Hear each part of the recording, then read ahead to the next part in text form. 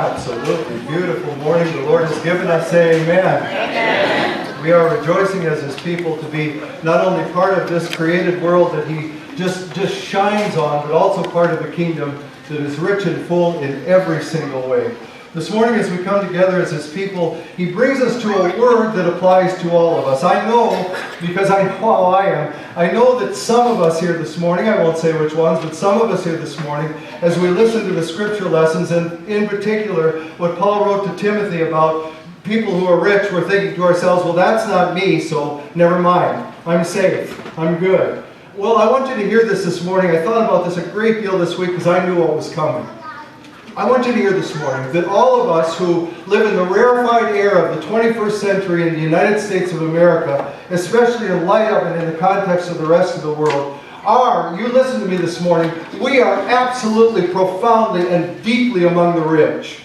There isn't a single one of us here this morning, I suspect, who will leave church today and not have a home to go to, or some kind of food on the table, or something to drive to get there, or for most of us a job to go to tomorrow, or hospitals, or doctors, or grocery stores, or more clothes than we can wear, and money in the bank. I could go on and on and on. I just want you to hear this morning, so we're all on the level playing field. These rich that Paul was warning Timothy to warn about, the dangers, the pitfalls, and all that comes with it. That word that he spoke through Timothy to the early Christians is just as loud and just as apropos today for all of us, for you, for me too. So, let me start here. It should be tremendously obvious to us. And yet you and I, most of us, tend to live like it isn't. Here's the phrase, we heard it from Paul writing to Timothy this morning. We brought nothing into this world, and we're not going to take anything out. I'll say this again. It should be really obvious to us. And yet we tend to live like it isn't. We brought nothing into this world. And we're taking nothing out. Now the first part of it we're pretty clear on. I have never had a baby, but I've been close. Some of you have, so you know. All of us, in fact, know, all of us who are adults, we know this to be true. The baby that issues from a mama's womb into the world comes in with absolutely nothing. They're covered by the slime of the womb, connected by the umbilical cord. But their hands are empty. Their bodies are naked. When we hear the phrase, we brought nothing into the world, all of us here this morning will go, yeah, I got it. It's the second part of the phrase that we seem to have so much trouble with, and we're going to take nothing out. All of us here this morning, I suspect, at least the adults, we've all been to funerals, at least one in the course of our lifetime. So you know this is true. I'm not making this up. In the front of the place where the funeral is held, if there's anything, there are one of two things. There's either an urn, they call them urns, and it's filled with ashes. That is the person or what's left of the person of their physical existence, and that's all there is. They left the world with just this and only this. Or, most of us have been to funerals where there's a casket. There's a coffin up front. And so we've noticed this remarkable thing, only we didn't pay really close attention. That no matter what that person who's laying in the coffin or the ashes in their urn, no matter what they had in this life, when they left this world, they left without it. Not very profound, but isn't it the truth? We know that to be true, and yet we tend to live like it's not. I'll say to you this morning because it's important for us to hear. When it comes to this subject of how we define what gaining is, because that's what Paul is talking about with Timothy. What does it mean to gain? We know, all of us here this morning, we know our world has a really clear definition. Gaining is, for the world, gaining is acquiring things.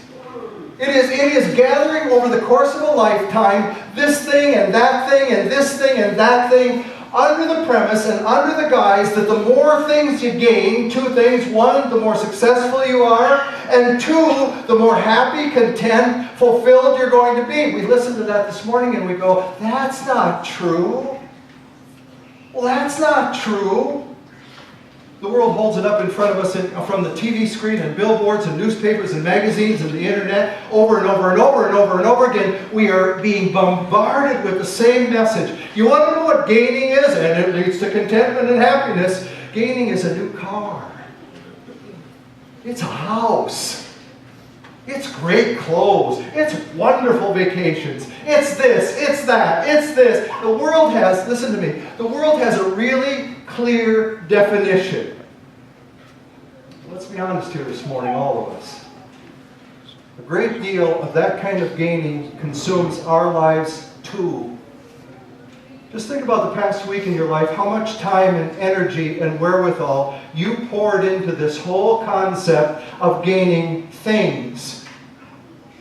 You went to work, you punched the clock, you did your job, you carried on, you went to the store so you could gain things. You gathered up, you saved up, you put it into the account. You felt proud of yourself. You thought it would make you happy and content because you were gaining things. I just want you to hear this morning, all of us, pastor included, we are so vulnerable to this. And to be honest, it eats up so much of our lives. This concept, this definition of what real gaining is. In fact, we'll buttress it by saying, well, but of course I need some of those things. And so there's nothing wrong with it occupying me because I need some of those things. And all the time, what's really going on for us is we are getting eaten up, chewed up, swallowed up by this kind of thinking that comes not from the God who created us, but from the world we live in, this broken, sin-filled world. And the truth is, my loved ones, now hear me today, the truth is, our attitude about that speaks volumes about us. Sometimes I think in our Sunday morning piety, we convince ourselves that somehow we've run away from this and it's no longer part of our lives. But I'll tell you something, and I'll tell you because it's the truth in my life too. If you and I walked with each other 24 hours a day, 7 days a week for the next week, we would see in each other the truth of how consumed we are by the consuming of gaining. That's the truth. Now I'll repeat for you. Listen. And our attitude about all of that says powerful things about us. Which is why God in His tender mercy and His kindness calls us together this morning. He knows, one, what we're like, and two, how vulnerable we are to the things of the world. And so He brings us into His house, to His Word and His supper this morning to reorient us. This is God's divine perspective for us. He wants the real gain of your life and mine to be settled on and focused on godliness. Now listen, that's the gift that the Father gives to His children through His Son Jesus. And the gift looks like this. It is the healing of our hearts and souls so that you and I are prepared for eternity. It's taking the blood of Jesus from the cross and pouring it down over your life and mine so that inside the sin that stains us and harms us and eventually kills us is washed away and taken away. And listen, and we are healed in here. And then the life of Jesus planted in here, listen, so that we are ready for eternity. This is real gaining. This is the gaining that matters because, well, for obvious reasons. Because this is a gaining that's going to last. I'll show you this morning. How old are you? You're 71. How old are you, Phil? You're 64. How old are you, Paul? 58. How old are you, Lee? 80?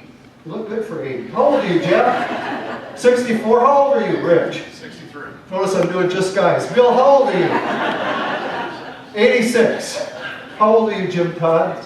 87. And your pastor's 59. Now listen to this. Listen to me.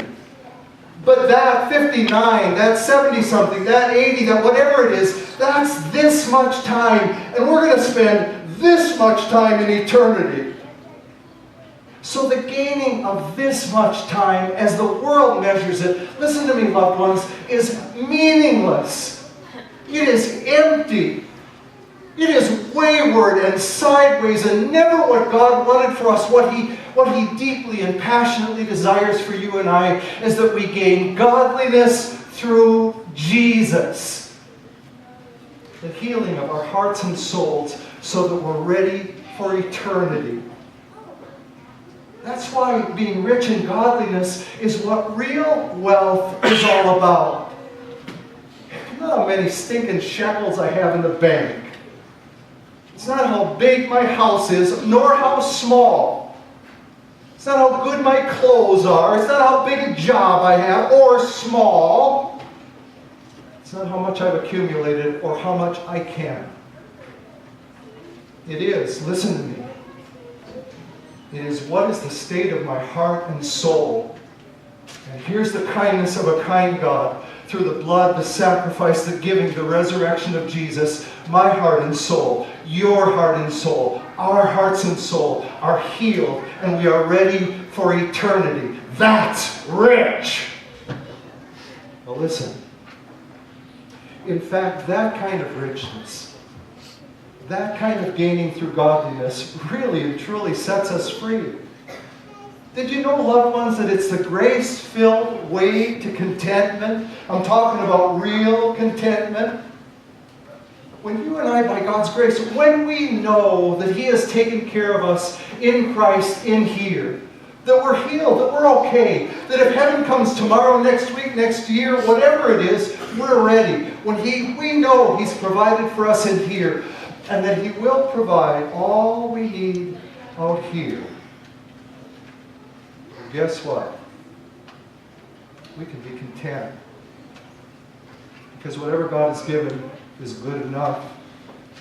Whatever measure He's chosen, whatever path He has for me, good enough. And you know something? That opens the way in your life and mine for living with a lot higher purpose. I'll frame it for you this way. Listen to it. Instead of spending our lives chasing what the world calls gain, so that we can have, by the world's definition, some measure of contentment. Listen to me. You and I, as children of the kingdom, we have been through the blood of Christ. We have been freed from that. We can instead focus on the gifts He's given us here. And be sure that the gifts out here are going to be just what they need to be. Oh, Lord, higher purpose.